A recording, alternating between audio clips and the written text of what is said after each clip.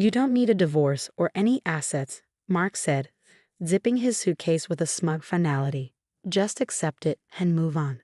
His smirk made my blood boil, but I kept my face neutral, watching my husband of 12 years pack up his life like it was nothing more than a weekend getaway.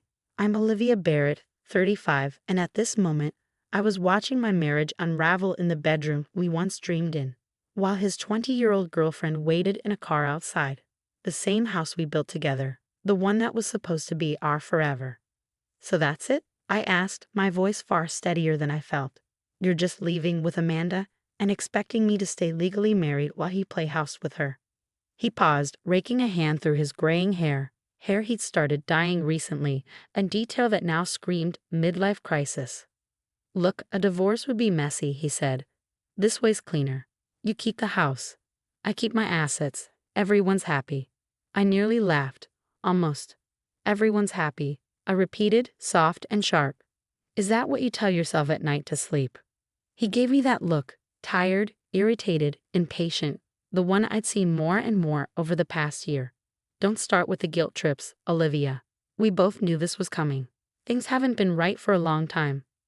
Of course they hadn't been right, not since the late nights at the office where Amanda just happened to intern, not since the secretive texts, the locked phone, the way he picked apart everything I did, from my job to the clothes I wore. You're right, I said, surprising us both with a calm in my voice. Things haven't been right, but I think the rot started a lot earlier than you realize. He didn't catch it, too busy checking his watch. Amanda was probably getting restless. Young love has no patience. I left enough money in the joint account to cover bills, he added, like a parting gift. I'll handle my stuff from Amanda's place. No legal mess, no drama. It's fair. Fair. I thought of the meetings with my lawyer, the documents tucked away in my home office, the plan I'd crafted while he was busy playing the carefree boyfriend. Mark always did underestimate me. Thought I'd just take whatever scraps he threw my way. A horn honked outside, Amanda's way of hurrying him along. Mark grabbed his suitcase and headed for the door, pausing just long enough to say, "Don't make this harder than it needs to be, Olivia. This is the best solution." I followed him to the front door, where the rest of his bags sat waiting. Through the window, I saw Amanda in her red convertible, flawless, checking her makeup in the mirror, oblivious in the way only the young can be. "You know what, Mark?" I said as he hoisted his bags into her trunk. "You're right, this is the best solution." He turned to me, caught off guard. "Really?" "Really," I smiled. "Go live your new life. Don't worry about me." He hesitated, unsure. This wasn't the scene he rehearsed in his head. No tears. No begging. Just calm compliance. "Good," he said finally. "Glad you're being reasonable." As he slid into the passenger seat, I called out, "Oh, and Mark, enjoy the next 2 weeks." He frowned. "What does that mean?" I only smiled and waved as Amanda's car pulled away, disappearing around the corner of our quiet suburban street. Inside, I went straight to my office and opened my laptop. Time to begin. He didn't know I'd been ready for this. I'd seen the signs, and while he was planning his new beginning, I was quietly gathering evidence, every lie, every shady transaction, every late night that didn't add up.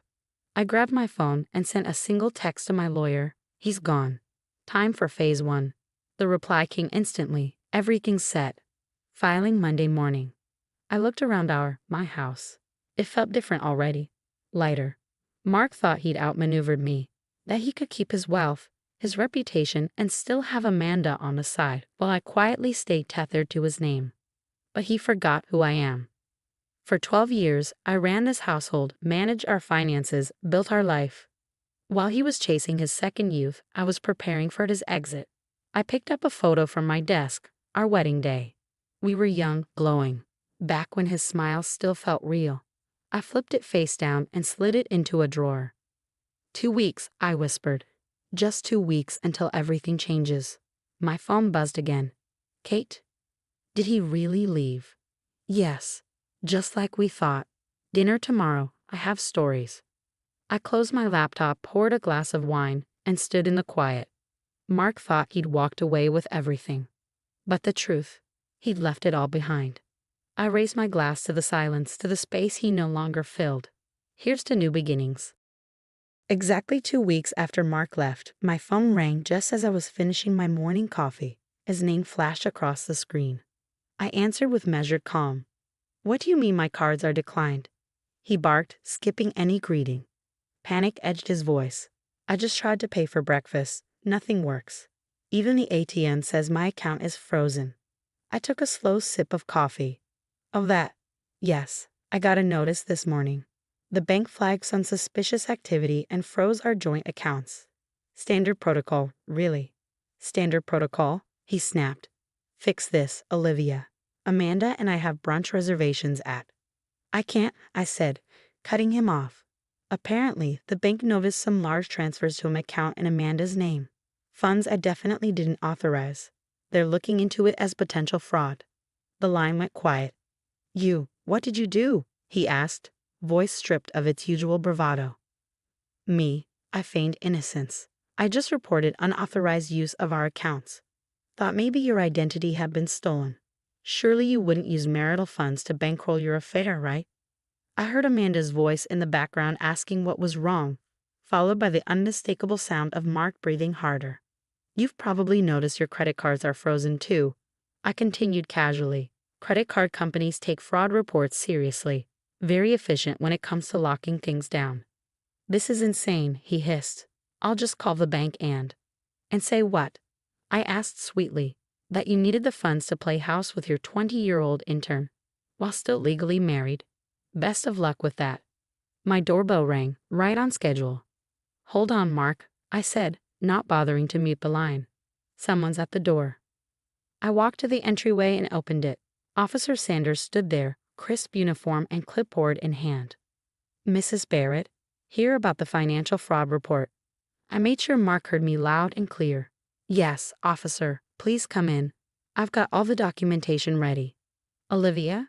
Mark's voice came through the speaker, rattled now. "Wait. Who's at the house? What's happening?" "Just the police, Mark. Standard procedure, remember." He cursed under his breath. "Listen, we can talk about this. I'll come over and—" "Oh, before I forget," I said, stepping back into the living room, "you should know I filed for divorce. Your lawyer should have the papers by now, and so does Mr. Peterson." The line went dead silent. Amanda's father, the senior partner at Mark's firm, the man who just promoted him, and the man who now had copies of every bank transfer, every hotel receipt, every charge tied to Amanda and billed to our accounts. "You didn't," he said hoarsely. "I already did. The home equity withdrawals you made to help Amanda buy her car. Those are of particular interest to the authorities." Officer Sanders took a seat as I wrapped up the call. We'd already gone through the evidence last week. Today was just protocol. "Olivia, please," Mark said, voice shaking. "We can work this out. I'll sign whatever you want." "How generous," I said. "Unfortunately, it's not up to you anymore. The investigation is already underway. Oh, and you may want to check your email." I ended the call and turned to Officer Sanders. "Shall we get started?" He nodded, professionally calm, though I caught the hint of a smile. He'd seen his fair share of these cases and likely enjoyed watching justice served. For the next hour, we reviewed everything: the gift receipts, the unauthorized transfers, the hotel stays, the timeline that lined up just a little too neatly with Mark's late nights at work. It was all there, neatly cataloged. My phone kept buzzing. "Please call off the investigation. I'll move back home. We can fix this. Amanda's father is furious." I didn't reply. By lunchtime, the story had made its way through our social circle. Kate called, her voice bubbling with excitement. "You should see the chaos at Mark's office," she said. "Peterson is livid. Amanda's crying in the parking lot, screaming that Mark lied about being separated. It's a full-blown soap opera." I smiled into my coffee. "How dramatic." Kate laughed. "So are you actually pressing charges?" "That depends on Mark," I said. "The divorce papers outline his options. Sign and agree to my terms, or I pursue criminal charges. He has 24 hours. A new text came in. "I'll sign. Anything. Just stop this." I forwarded it to my lawyer, then leaned back into the silence of my home. My home secured in the divorce agreement, the one asset Mark had tried so hard to protect, now entirely out of his reach. He thought he could rewrite the rules, that he could walk away clean, keep the house, the money, me as a legal safety net, while he played fantasy husband to someone else. What he forgot was that I've always been the one keeping everything together. My phone buzzed once more. Mark signed. Divorce finalized in 90 days. Congratulations. From my lawyer. I smiled, deleted his number, and set my phone down. Sometimes revenge doesn't need drama or destruction. Sometimes it's just showing someone exactly who you became while they were too busy looking away. 6 months after Mark signed the divorce papers, I stood in my new kitchen with a cup of coffee, reading an email from my lawyer. The divorce had been final for 3 months, but I was still seeing the effects of everything Mark had done. The email said, "Just a quick update. Mark was asked to leave the firm yesterday. Mr. Peterson didn't want someone with bad judgment and ethics as a partner." I closed my laptop, feeling a mix of emotions. Not joy, exactly, just a sense of peace. Life has a way of setting things right. Later that morning, my friend Kate came over, holding a bottle of champagne and grinning. "Did you hear the news?" she asked as she sat on my new sofa, the first piece of furniture I bought after redecorating. "Amanda's engaged." "Already?" I raised an eyebrow. "To someone her age," Kate said, opening the champagne. "She says she wants someone more emotionally mature." Her words. We laughed. Mark had thrown away 12 years of marriage for a relationship that didn't even last 2 months. "What about Mark?" I asked. "Last I heard, he's living with his brother. Still job hunting. Not easy when your last boss won't recommend you." I nodded, thinking about how Mark had always been so sure of himself and his job. He never thought everything could fall apart so fast. "Do you have any regrets?" Kate asked.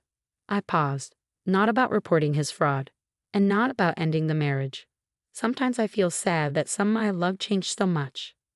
Or maybe, Kate said gently, he was always that way, and you just didn't see it. She might have been right.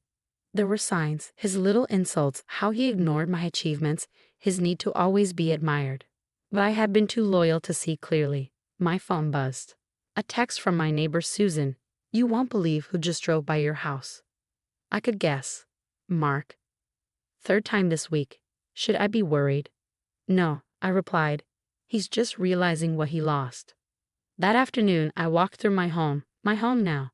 Every room had been redone to match my style. The dark, heavy furniture Mark liked was gone. I'd replaced it with bright, airy pieces that made me feel calm and free.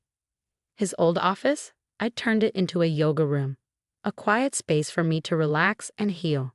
The walls that once showed off his business awards now held art I'd bought during my travels, something I'd always wanted to do but never did for his sake.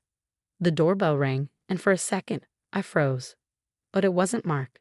It was Sarah from my divorce support group, dropping off materials for our next meeting. I'd started attending the group 3 months ago and now helped other women going through the same pain I once felt.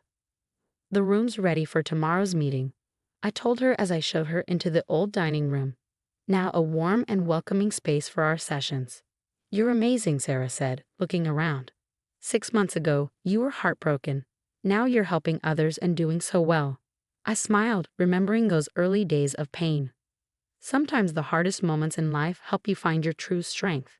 That evening, I sat on the porch, watching the sunset, when another email from my lawyer came in. Mark had tried to undo the divorce terms, saying I pressured him into signing. The judge said no. I archived the email and didn't respond. Mark's attempts to twist the story didn't matter anymore. He had wanted to keep me legally tied to him while living another life. But in the end, it was his choices that set me free. Then my phone buzzed again. A message from an unknown number. "Mark, I miss you. I made a mistake. Can we talk?" I deleted the message and blocked the number. Some stories are better left in the past.